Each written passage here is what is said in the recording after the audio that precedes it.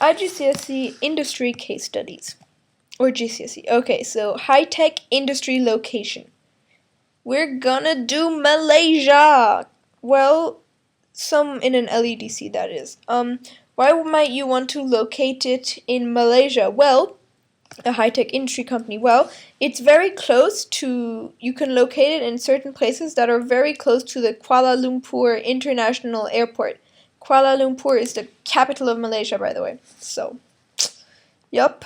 Very close to the Kuala Lumpur International Airport, so that's good for transport. The government has invested into planned high-tech industrial areas like at Penang, so that's good. The government action plan also put a lot of emphasis on technology, so they gave incentives to other foreign people to come here. There's a very skilled workforce because there are many good universities nearby. Low wages, so companies don't need to pay the people a lot of money, so it's cheap for them. Also, good motorway links for access to markets. So, quick summary, it's close to Kuala Lumpur International Airport. The government did invest a lot of money into planning high-tech industrial areas like Penang. The government action plan put emphasis on technology. There's also skilled workforce, low wages, and good motorway links for access to markets. Okay, why would you locate your industry, just any kind of industry, somewhere? Well, we're going to look at Toyota, which is where the main one is found in Derby in the United Kingdom. So, firstly, transportation. It's located on the junction of A38 and A30, which are two major roads. As you can see here,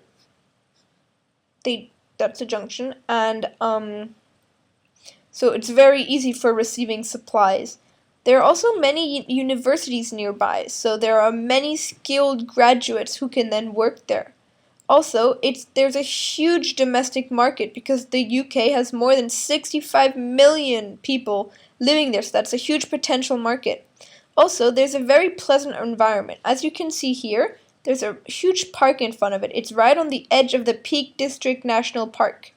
And this pleasant environment is important to, attract workers. Also, recreational facilities. There's a major football club here called the Derby County. Not country, the Derby County, so lots of people can support it. Also, as you can tell, the land is very flat, so it's very easy to build on it. And it's also very large. There's a lot of room for expansion. First, there were only these two buildings here, and since then they've expanded this whole thing here. So that goes to show how important large land is for expansion in case their business is going good. Also, it's a greenfield site, so there's no cleanup cost, which is always a good thing. And there's also reliable electricity and good communications. So, how would employment structure change over time in a place? Well, let's think of China. It used to be mainly primary and secondary, so the exploitation of natural resources, and secondary being the assembly of it, the assimilation of it. So mechanization helped improve the employment structure because that meant that there were less need for farmers since now machines could do it. So all these people would then have to start working, being educated, blah, blah, blah, so that they move up the scale. Also, the Chinese government wanted the development of high-tech industries since there's a vast potential domestic market for consumer electronics in China. So that's good. The government also improved infrastructure for good telecommunications. And they also encouraged education, especially science and technology, so for skills development. In 1990s, it sent thousands of researchers to the West to see how it's done. They also established major technological development zones in Beijing, Shanghai, and in Shenzhen. And they invested massively into research and development. So, how has it changed? Why has it changed? Well, it used to be mainly primary and secondary, and now it's mostly secondary, tertiary, and quaternary. So why? Well, mechanization means less farmers, so less primary people. Then also the government wanted to develop high-tech industry since there's a vast potential domestic market for consumer electronics within China. And the government also improved the infrastructure, so roads and anything like that, for good telecommunications. They also encourage education, especially in the sciences and the technology kind of region, because for skills development. And in 1990s, it sent thousands of researchers to the West to see how it's done.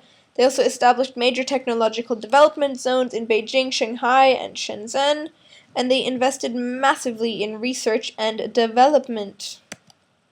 So, what was the manufacturing industry's impact on the natural environment? Well, let's have a look at Sao Paulo in Brazil. The manufacturing industry in Cubatão in Sao Paulo state, Brazil, is quite large, and there are fumes from industries such as a fertilizer factory or even cement works. There are about 30 major industrial facilities in the vicinity, so close to it. There are 473 tons a day of carbon monoxide, 182 tons a day of sulfur, of 148 tons of polluted dust and particles, and 41 tons of nitrogen oxide. All this stuff causes air pollution, which kills specific species of insects. It pollutes rivers and reduces biodiversity, and also gives off carbon dioxide, therefore causing global warming.